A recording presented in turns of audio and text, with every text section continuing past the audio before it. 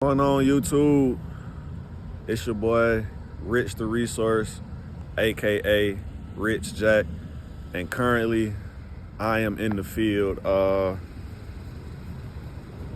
My mom's husband been eyeing this one, and it's literally right down the street from the blue house that I showed y'all the other day.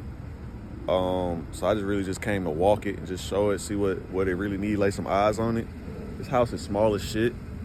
It's currently on the market for like $175, but I definitely feel like we could get it lower if need be. I've been reaching out to my builder friends and my real estate agent friends to see what we could do on this as far as like comps and stuff. I drive by the comps all the time, so I know what the area is like. I'm over here all the time. My mom lives over here, so she might be a comp. But yeah, so I just want to come check this property out, see what the land looks like. It's right across from the high school and the elementary school.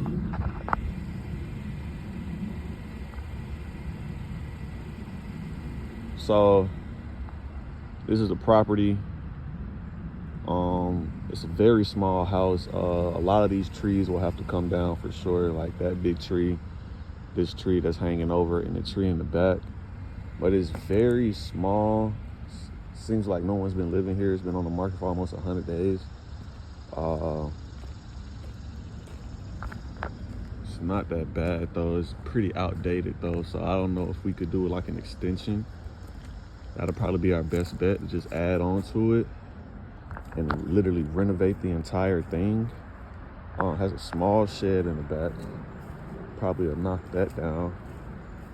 I just wonder where the property line goes. Yeah, I'm not pretty too sure about the property line. Got good crawl space. Got a decent sized backyard or side yard, whatever the fuck you want to call it. But I feel like the property line could go back a little bit farther. I just have to check. But as far as the inside, the inside looks pretty good. It's just old. Everything in here is old. So I'm waiting on the comps to come back to see what we could actually do with it. That's the first place we got to start, to see if it's actually worth it. But as far as the inside, it looks pretty good though, from what I could tell. But yeah, I just wanted to come check this out, look at it, and I told y'all I was gonna get off my ass, because I actually know a lot of stuff. I know way too much actually, but yeah, we're just trying to see if this is something that's worth shooting a shot on. A lot of spider webs around this bitch. Yeah, like the carpets, everything good in there. It look like it got good bones. It's just old and outdated. So I might reach out to you got a little swing and everything. Might reach out to the real estate agent, see if we can actually get inside and lay some eyes on the inside. But at 175, I feel like this could be a cool property, but I probably want to get it lower, closer to like 100,000, maybe like 125, maybe 130 something. Just to see if we got more wiggle room. But like it got pretty, it's a decent sized land. Look like a half an acre. It's not like the other one, the tear down. I would prefer the tear down, because the tear down is sitting on an acre. I could do way more with that one, but we got to find the owner. The people I called them today, no one picked up. So we gonna try to get to it, see what we could do.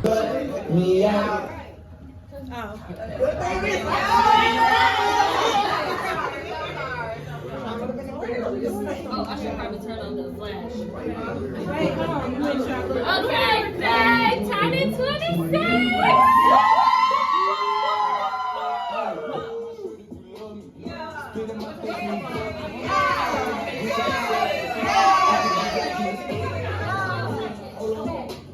Everybody scream happy birthday. 26. Here we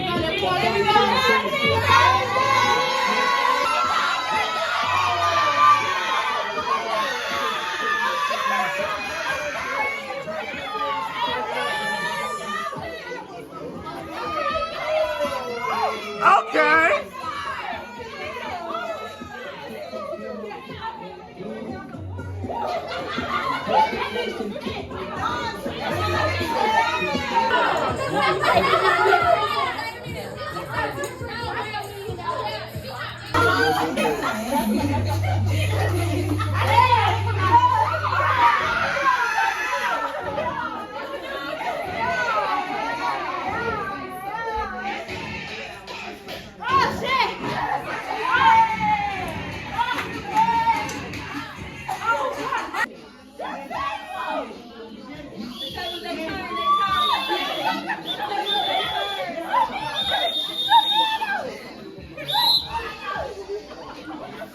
Morning YouTube, it's your boy Rich the Resource, aka Rich Jack, and I'm back with another video.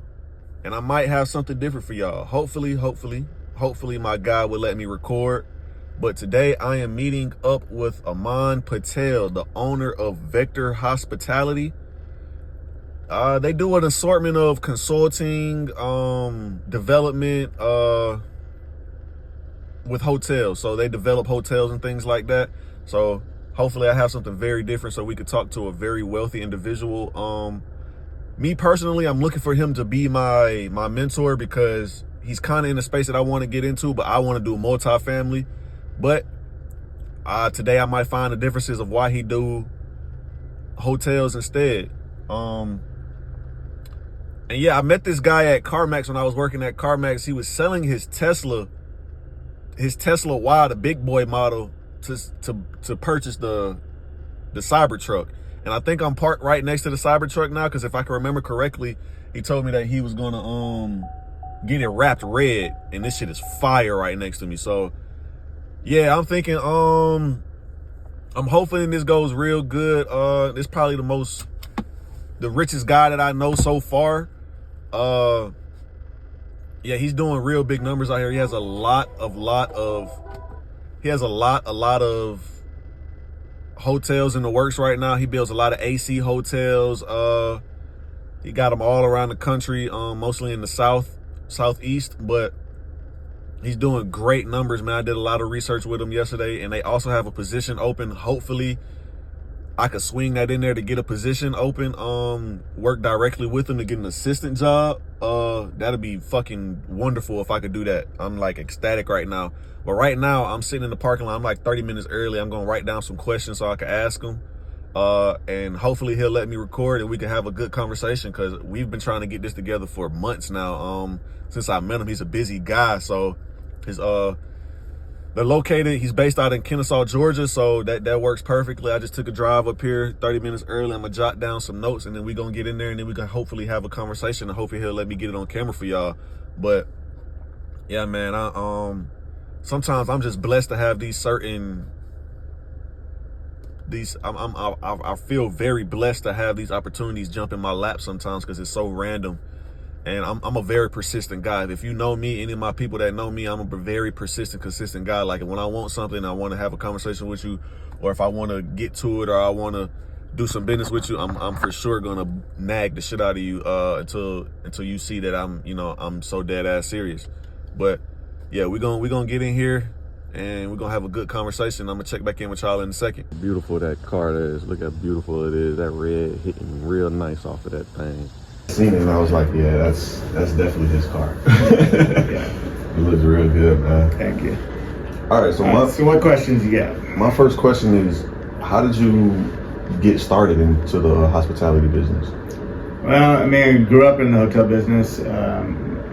Just like a family thing? Yeah, my dad bought the Econo Lodge in Cleveland, Tennessee, in 1980.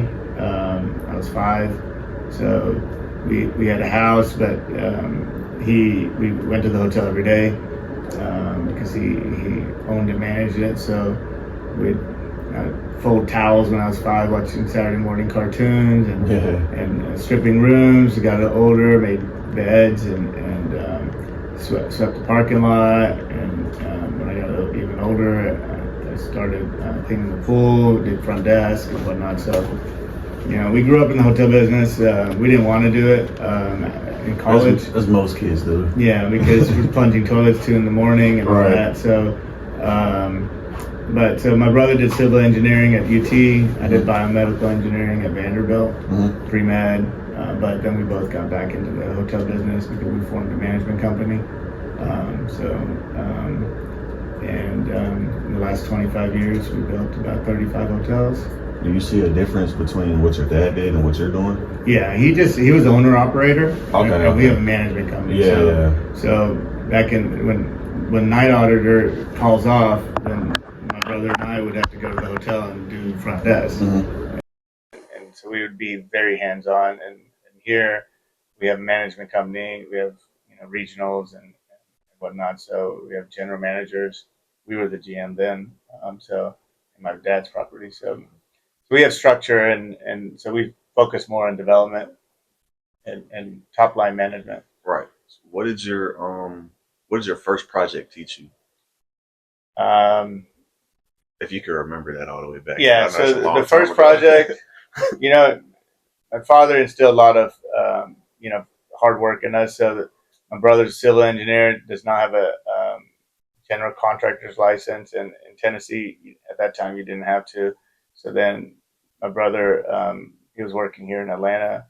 Is your brother Mitch Patel. Mitch. Mitch is my cousin. Yeah. Oh, okay.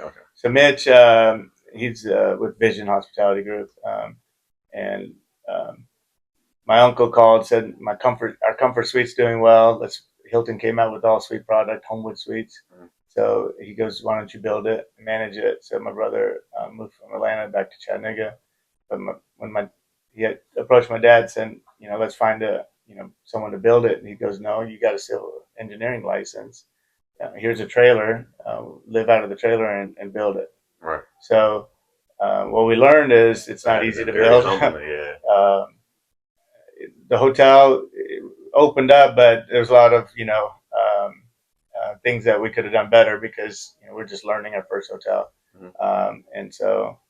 But it taught us hard work and to do things on our own and figure it out basically. So that goes on the job. That goes into my next question. What mistake did you make that turned into a blessing? Well, it's basically you're learning from your mistakes. You can't learn if you don't make any mistakes. So we made many mistakes, along the way. But by learning from those mistakes, we built nicer hotels. Eventually, we won Hilton and Marriott Developer of the Year awards. We also learned management. My dad was, owner operator, as I said before, and then with structure, we learned, more about financials, more about balance sheets, more about how to operate a hotel efficiently using, reporting and whatnot. So my question is, where do you decide to build? Like, is it like off of instinct, or do you have to? Since you're saying you're using like other people's brands, is it like they have to decide where it is, or you find everything, or? Yeah, I mean, good question. It's part of knowing your market. So we started with the markets that we knew, which is Chattanooga. Instead of building states away or hundreds of miles away, we built in our own backyard. Right. And so we know what other hotels were doing, and then we know what we learn which brands are the best, which is Hilton and Marriott. So all our hotels are Hilton and Marriott. Okay. And they're the cream of the crop in the hotel business. And so, we felt that we know the market, and if Hilton came out with a new brand, would it do well in those markets? And based on instincts, based on the stats that we have, and then also the larger hotels, we would do a feasibility study to see, and you commission someone to do a study, and they kind of tell you how the hotel will perform. Has any other brands reached out to you? Yeah, all the brands reach out to us. Do you kind of like turn them down, or you kind of just like stay loyal to who you? We did. Hyatt. We did IHG, which is like Holiday Inn Express. Yeah. They reach out to us all the time. But what about the more luxurious type ones, like the W or like the bigger name ones?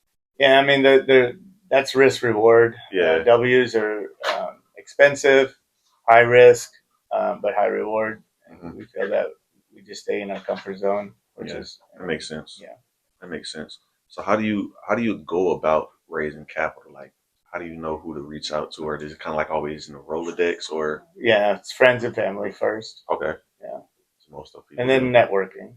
Yeah, Yeah. like events or anything, stuff of that nature. Well, typically we only have partners that we know. Kind of, Hmm. we don't randomly call folks that we don't know because at the end of the day, it's a partnership, and you want to have good partners. Even if it was pretty random, what do you think a pitch would like that would be like?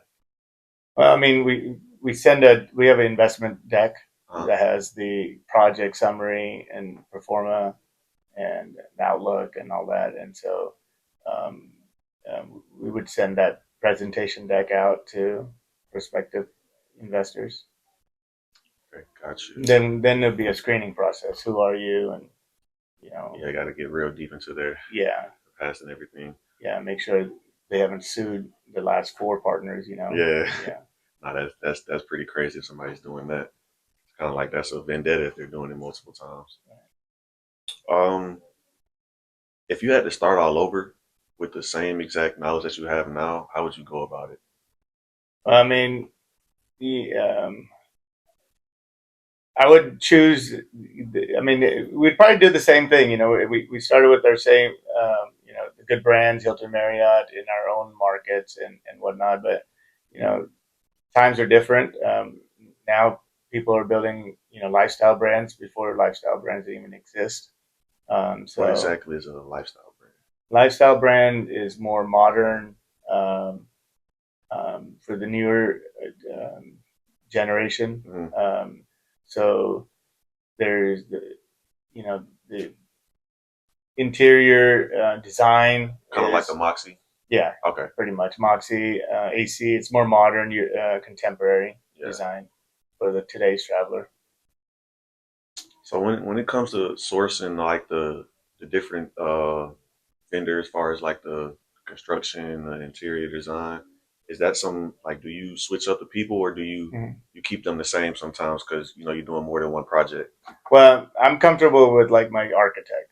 I've known him Hmm. before he even went to school, so a childhood friend. So I I actually trust tried him. I actually tried to go to architect school myself. Okay, I might do it sooner or later, but it's during this period it's not right for me right now, sure.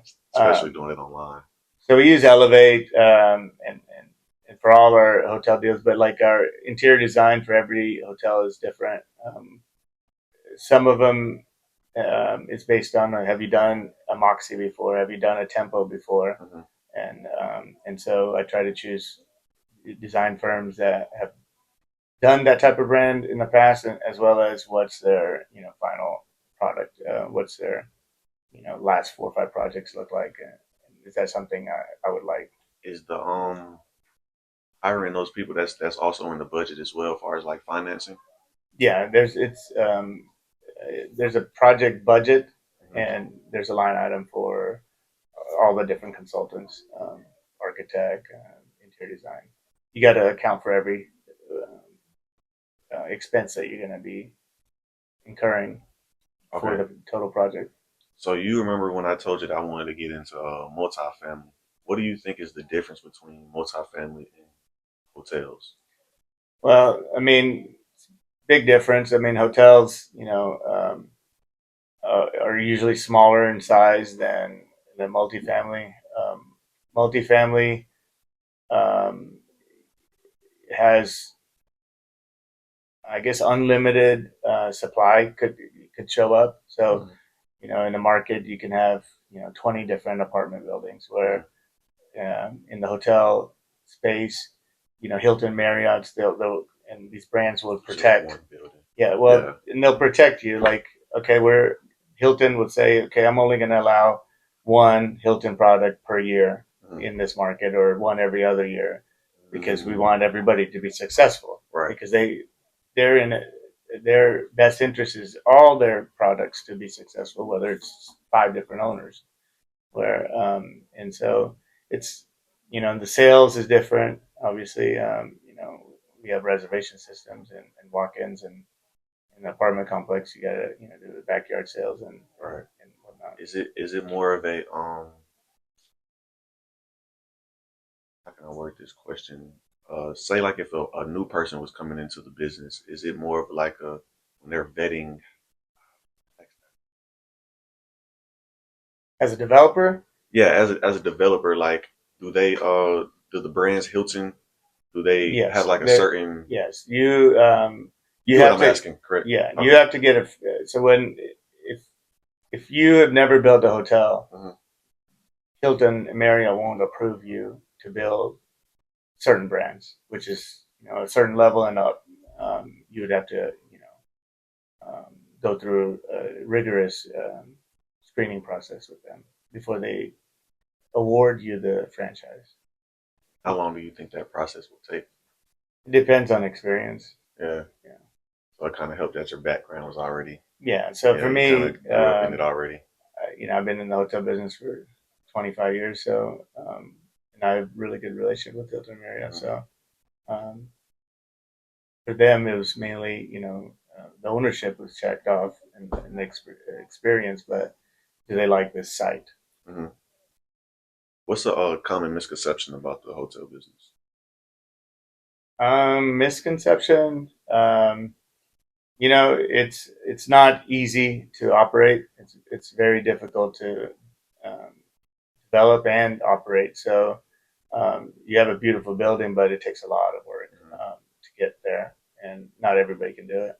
Is it a little bit? Do you feel like it's a little bit more cutthroat than some type of real estate, or? Yes, it is. And then there's a lot of folks that have money but are unsuccessful in the hotel business Hmm. because um, they lack the understanding of flags or location and whatnot. So, in a good market, some people might want to put a different brand, but there's a big gap between like Hilton and Marriott in some markets.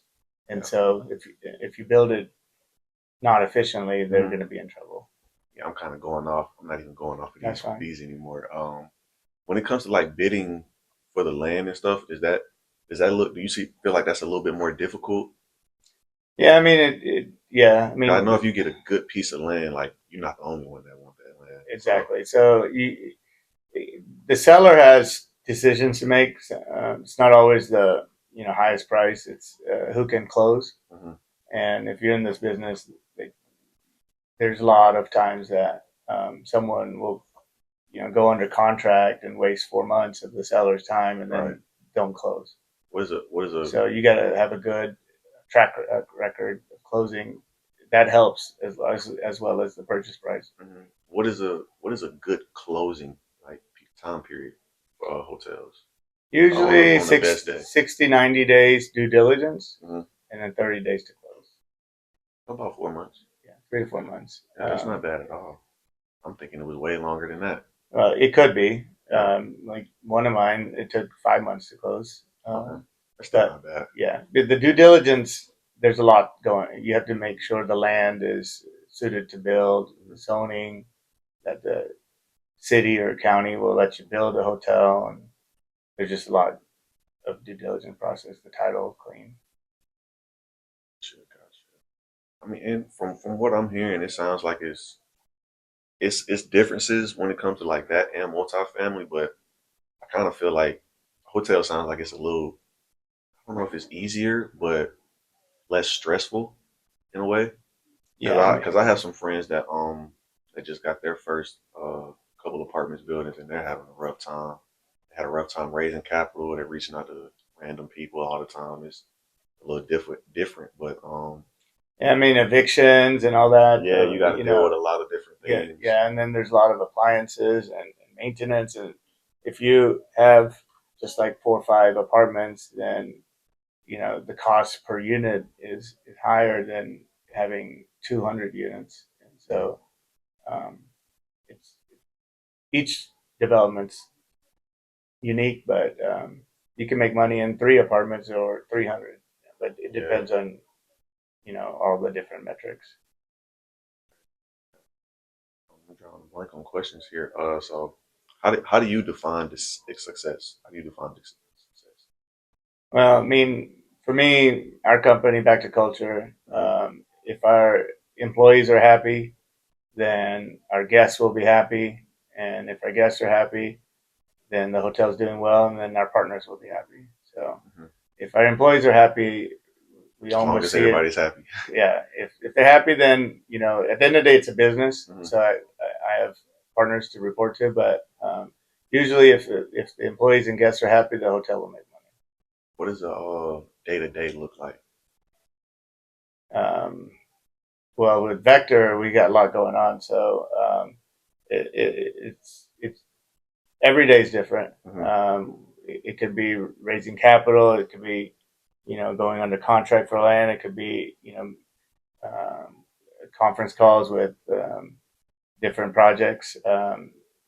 Like most of my projects are on biweekly calls, and then it's investor relations, partners, lenders, banks. Could be working on our management company, culture and training, and so every day is different. Just our to do list, I don't think ever gets shorter. We only get longer, even though we accomplish a lot weekly. I'm assuming the to-do list is over there somewhere. Yeah. This is just like reoccurring Mm-hmm. tasks and their frequency, and that's not even all of it. That's just for like managing the hotel. That's not the development Mm-hmm. part of it. And then we just have something comes up, we have a raise or a sale or something like that. There's things that go along with that tax season. There's obviously things that go along with that. Investor communications, like things. It just sometimes things pop up and you have to handle it and you take care of it. And closings take quite a bit of time. Yes, definitely. A lot of time, and yeah, you just put it in. But like this, like a good structure for me is that's helpful for making sure that the hotel is staying on task. Mm-hmm. And I'm staying on task on monitoring them. We have a great general manager, and you always say that we always tell our general managers that they're the CEO of their property. Mm. That's we want them to feel empowered to run their property. I oversee them, but at the end of the day, that's her property. Right. And we trust her to run it. And if we have questions, we'll ask her. But yeah, I have to do is like keeps me on top of meeting with her, and but she does a great job at home too. And I know we'll have great general managers for our upcoming properties. That sounds good. Yeah. Sounds like everything's taken care of. So Yeah. have you ever when it comes to budgeting, have you ever went over budget or went under budget? Yes, I mean development. We went over budget. Some hotels we go under budget. Because when you do the budget, you're doing it about 2 years before you start breaking ground. Maybe it's a year and a half, maybe 2 years. In that year and a half, 2 years, things can change. But um, if the interest rates go down, then we're going to be under budget and in cost. But the last 2 years, a dramatic increase in cost of materials and interest rates. So we went over budget from because no one would have expected that high. Mm-hmm. Well, we didn't anticipate that high of a annual increase in wood and whatnot. So yeah, wood is definitely getting expensive. Yeah, it was high. Everything's pretty much at I guess a market high right now. Yeah. Do you source the land yourself? Do you find the land yourself, or do you have like I have a commercial guy that finds it for you? Yeah, once I've located a market and a flag, then I'll call a broker. Okay. And then say, hey, find me a site exactly in this neighborhood. Cool. It sounds like exactly like the real estate game with just different small tweaks in it, as far as like things that you have to get done. Because I mean, no one has that many sources to find a broker off rip like that, so that'll definitely take some time. But yeah, I just definitely. I mean, I've run out of questions here. So Okay, yeah, no worries. Well, I mean, hopefully I helped you. Get some answers to whatever career path that you're going to be choosing. It's definitely something to think about now, as far as hotels and multifamily. But With hotels, you said you have to have experience, so that's the only thing. Well, experience, but the only way you're going to get it is, working with, for example, a company like myself or any hotel company you work and learn the ropes. You're not going to be able to do it, straight out of the gate with no experience. Right. I mean, you could do it, but it'd be very difficult. Right. And if you're not a trust fund baby, then your first deal, if it does not do well, then that's going to set you back a decade. Right. So you got to make sure your first deal is a good one, because if it's not, then you're going to lose all investor confidence in you, and it's going to financially set you back. So what do you recommend as far as getting started in the hotel business? Like you said, just get up under a business. But what most hotel developers like myself look for is, we have the experience, we can get the land, we can get the flag, we can build it, we can operate it, but equity, capital is the hardest for all of us. So to get equity in your situation would be networking. There's conferences you can go to, make connections, but at the end of the day, these networks that you might build over time needs to transpire into something for them, right? They need to make, one, they have to have trust in you, and two, you have to bring them deals that will make them money. Because if they make money, then they're going to give you more, or you're going to get more investors. So my recommendation is your first step is,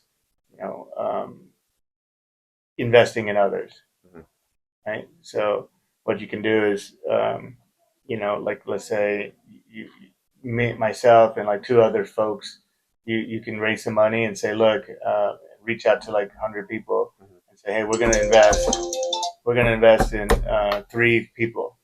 We're going to split a 33, 33, 33 investment. And then hopefully all 3 do well. And then you can take a sweat equity fee. And then that sweat equity will be your startup for whatever your first business. Okay. Have you started at like a smaller scale, or is it always started at like bigger hotels? I mean, you can start with whatever scale you want to. Yeah. When did you know it was the right time to scale? Well, like for me personally, I borrowed money, and then I invested that into my own hotels. And something for you, what you could do is raise money, create an LLC, take a sweat equity, 5-10%, and then invest that all of it into a project or two.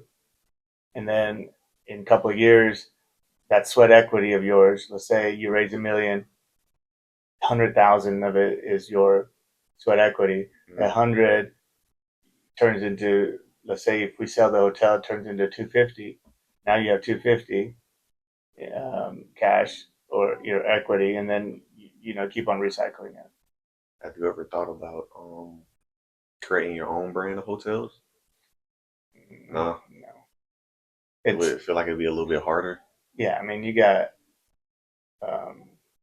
multi-billion-dollar companies like Hilton and Marriott with 10,000 employees. Right. You got to do your own brand. You got to come up with all kinds of different concepts, and then reservation system. Like Hilton and Marriott both have probably 15 million members, and so they're loyal too. Yeah. And so it'd be a tough road. A lot of people have tried it, right, and most of them have been unsuccessful. Yeah, I've seen one company try it. I don't know what their can't remember their name, but I've seen it. I was like, I've never seen that brand before, but I've only seen 1 or 2 of them. Yeah, and it's never grown past 1 or 2. Yeah, and then if you want to do your own brand, if you want to do your own brand, then it takes a scale. So you have to have a lot of money. You got to have maybe 10, 15 markets. Then Hilton and Marriott might buy you out. Right. Because the end goal is what do you want to do with it? Right. If you have unlimited money, then you can have 1,000 of these. But most people don't have that. Okay. Cool. I think that's all I got. Okay. All I got for you. Georgia. Yes. Question. Yes. How do you feel about if I was to apply for that position? About what? If if I was to apply for that position for some help.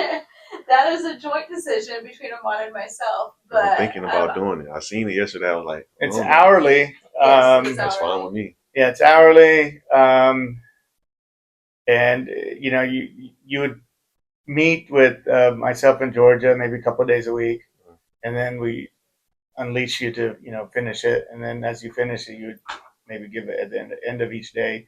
This is what I've got done. This is what I started. This is what I'm in the middle of, or whatever. Okay. Is it a position to where you have to be in office or No, that's what I'm saying. You'd meet with us maybe, let's say, Monday morning for a couple of hours. She'll okay. give you the week's marching orders. Okay. And then maybe midweek, you would meet again and saying, look, hey, I've done this, or I'm 90% on this. Help me finish this. And then, like she would say, okay, no, we want to go this direction. We want to go this direction.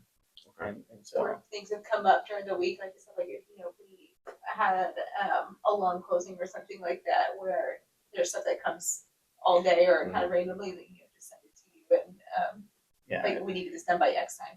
So like the loan closing, we had 1,000-point checklist. Uh-huh. And It was so long. yeah, so you might have to send all the partners an email saying, hey, I need everybody's license. And then, you create a spreadsheet. So then, hey, I've received these licenses, scan it into, Or upload it into Dropbox, right. and keep up with who's missing. And then every 3-4 days, hey, these 7 are missing. These 4 are missing, like that. These 2 are missing, and then track them down. During tax season, the accountant gives us all the K1s. Mm-hmm. K1s, if you are a partner in any business, you'll get a K1 from the managing member. In this case, I'm the managing member. Mm-hmm. So I'll send your K1 that says you own 5% of the hotel, and the hotel made, X amount. This is your 5%, and then that's what you give your tax person. So for me, I have to give all these K1s to my tax account. But the K1 comes in one 60-page PDF. And so you would have to say, hey, page 5 is Georgia's. And we use Nitro. And you just gotta, and then you rename it saying Georgia Robertson's K1 for AC Hotel. And then page 6, so it's just tedious work sometimes. But it's just splitting the PDF into every partner's K1, stuff like that. That's one list of hundreds that we do. Right. Tasks. But these are all tasks that it's you don't have to learn C plus basic and all that stuff. It's just she'll show you how to do one. If you get the hang of it, then you're on your own. Until you finish that project. Well, Georgia, it looks like I'll be filling out an application. Where do I fill out an application? Yeah, just send Georgia your resume. Yeah. And we'll schedule a call and go from there. Okay, cool. It sounds good. I simply, wrote to opportunity. Amon and I have worked together. I think this is what I think. Yeah, I was actually going to ask how long you've been with him. I think we worked together. This is 12 years. I think 12 years now. It's been a long time. Yeah. And I started off working part-time at the front desk right out of school. So for me, my office was in the hotel, Hilton Garden Inn, Kennesaw. Mm-hmm. And so once our management company got to 10 hotels, instead of reviewing all 10 hotels' financial statement every month, and then each week you get a star report which shows how you did versus all the hotels around you. Mm-hmm. And it's called comp set. Competitive set, right. But you don't know which each one does because they don't want you to know that, hey, the hotel across the street did this, so they average it. Mm-hmm. So if you do 100, that means you're doing exactly the same. If you do 95, you're doing 5% less. Right. If you're doing 110 index, then you're doing 10% better than the comp set. So every Tuesday night, I get an email. But now I have 40 Excel files, and instead of doing that, Georgia does a roll-up for me. Has all the hotels, occupancy index, ADR index, RevPAR index, and she sorts them. So then I just look at the top, bottom, and so it's called roll-up reports. Yeah. So you're like a professional organizer. Yeah. So for me to interview people, right. So long story short, instead of me interviewing people I don't know, I just told my GM I want the best desk clerk, front desk agent at the hotel because one, understand it. she, I know their work ethic. Mhm. So then I just gave her like a test saying, hey, here's some data, create a roll up with your own colors, your own graph, and all that. And it looked beautiful. So I was like, okay, job's I've yours. gotten better Right. too. So I will hope so over the years. Yeah, it's since then I've helped like IBM build out their hotel business analytics tool in our previous company. So I've definitely come far in that. yeah, we had macros and all kinds of stuff. Yeah, but it was fun. It was fun to be a part of like the hotel space growth in business analytics tools and things like that. So. It sounds like a lot, but it sounds like once you get the hang of it, you got the hang of it. Yeah, exactly.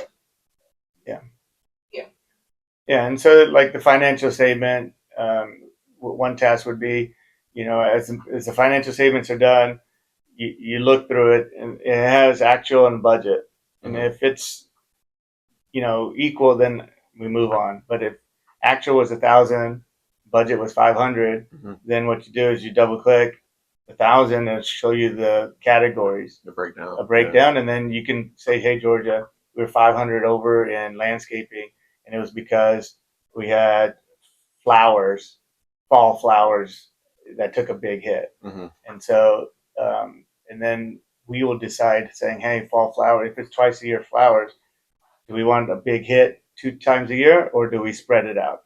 So we could spread it out through 6 months if it's biannual.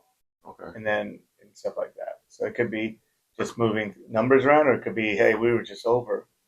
And that's stuff that, then I can say, hey, Georgia, we're spending a lot on repairing HVACs. We need to dig into it. Why? Is the thermostat set too low? Are lines clogged? Or is a vendor, charging crazy rates to repair it like that? So we look into it. Okay. Well, Georgia, I'll get your email. Yes. Yeah. Get your email before I leave. Come on back, come on back, come on back. Yeah. Come on back, come on back, come on back. Uh-huh. Come on back. You should hit that.